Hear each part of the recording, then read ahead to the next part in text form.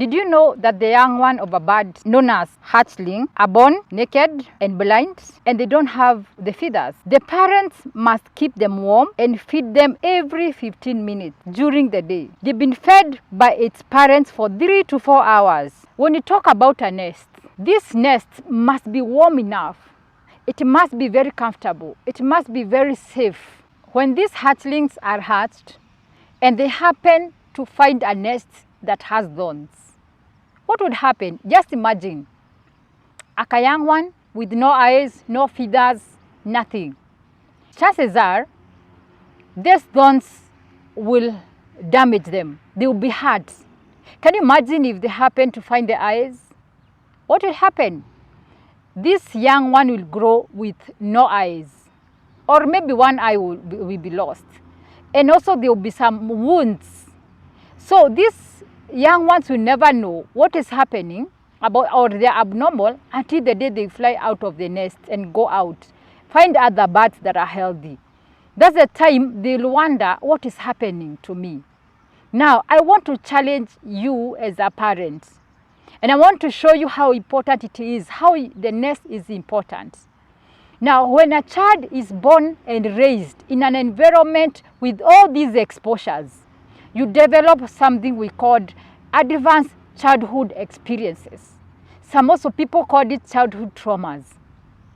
You will never know that you carry wounds until you go out, you become a parent, relate, become someone's spouse, and you realize you have some hurting emotional experiences.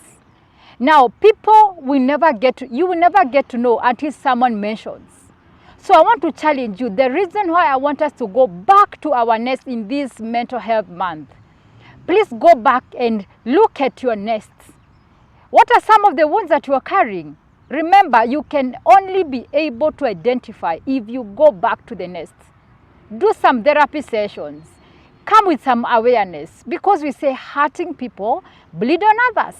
Please don't bleed on your innocent children.